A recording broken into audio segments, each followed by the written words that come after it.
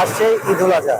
আর এই ঈদুল আজহাকে কেন্দ্র করে ঢাকা চট্টগ্রাম মহাসড়কের যে কুমিল্লার 105 কিলোমিটার অংশ রয়েছে, এই 105 কিলোমিটার অংশ জুড়ে আমরা দেখেছি যে জেলা প্রশাসন এবং এই আইন শৃঙ্খলা বাহিনীর কঠোর নিরাপত্তার চাদরে ঢেকে ফেলা হয়েছে। কারণ ঈদ যাত্রা সবসময় আমরা দেখেছি যে সাধারণ যাত্রীরা ভোগান্তিতে পড়ে, সেই ভোগান্তি যেন না পড়ে সেই বিষয়ে তারা লক্ষ্য রেখে বিভিন্ন নানা উদ্যোগ নিয়েছে।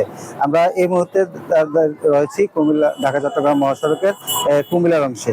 আমরা এখানে দেখেছি যে আজকে আমরা দেখেছি যে যানবাহনের ধীরগতি রয়েছে, কিন্তু এই ধীরগতি যেন না থাকে সেই কারণে কিন্তু জেলা প্রশাসন থেকে বিভিন্ন ধরনের উদ্যোগ নেওয়া হয়েছে। এবং এই সেনাবাহিনীর পক্ষ থেকে আমরা দেখেছি যে এই রাস্তার পাশে যে অবৈধ এই দখলদার রয়েছে, দোকানদার রয়েছে, যার কারণে এই যানজট সৃষ্টি হতে পারে, সেই বিষয়ে তারা এই কঠোর নজরদারিতে রেখেছেন এবং কি অভিযান পরিচালনা করেছেন। এবং কি আমরা দেখেছি যে ইতিমধ্যে এই মহাসড়কের যে ঢাকা চট্টগ্রাম মহাসড়কের যে 105 কিলোমিটার অংশে যে 26টি অংশ চিহ্নিত করা হয়েছে হটস্পট হিসেবে।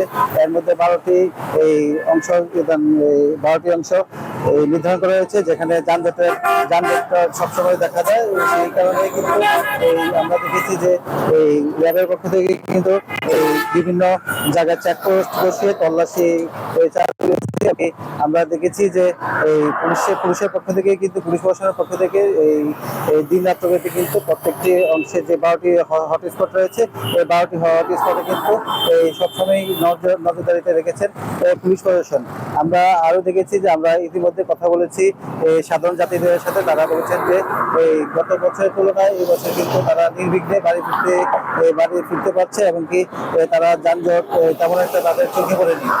এই বিষয়ে আমরা আরো কথা বলেছিলাম এই কুমিল্লা র্যাব 11 CPC 2 এর অধিনায়ক এই মাহমুদুল্লাহ স্যারের সাথে। উনি আমাদেরকে জানিয়েছেন যে এই যেন চুরি ডাকাতি ছিনতাই রোধে, কারণ তারা জানে যে প্রতি বছরের ঈদ আসলেই চুরি ডাকাতি ছিনতাই সব প্রবণতা বেড়ে যায়। এই সব লক্ষ্যেই কিন্তু তারা এই জায়গায় সেই কিন্তু 105 কিলোমিটার অংশ রয়েছে, এই অংশেই কিন্তু প্রতিটি অংশেই কিন্তু তারা এই কঠোর নজরদারিতে রেখেছেন এবং সাধারণ যাত্রী যেন নির্বিঘ্নে ঘরে ফিরতে পারে সেই বিষয়ে তারা লক্ষ্য রেখে কিন্তু মাঠে কাজ করছেন। আমরা ইতিমধ্যে আরো একটা বিষয় জানিয়ে রাখি যে এই যারা চালক রয়েছেন চালকদের সাথে আমরা কথা বলেছিলাম। চালকরা বলছেন যে এই কুমিল্লার যে 12টি হটস্পট রয়েছে, এই 12টি হটস্পটে এই যেন এই যথাযথ পার্কিং এবং যাত্রী ওঠানামার কারণেই কিন্তু এই দুর্ভোগ পোহাতে হয় সাধারণ জনগণের এবং কি এই যানজটের সৃষ্টি হয়।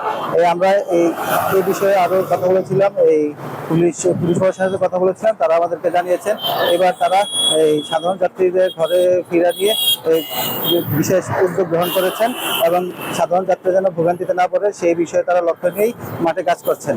এই ছিল কুমিল্লা থেকে সর্বশেষ তথ্য।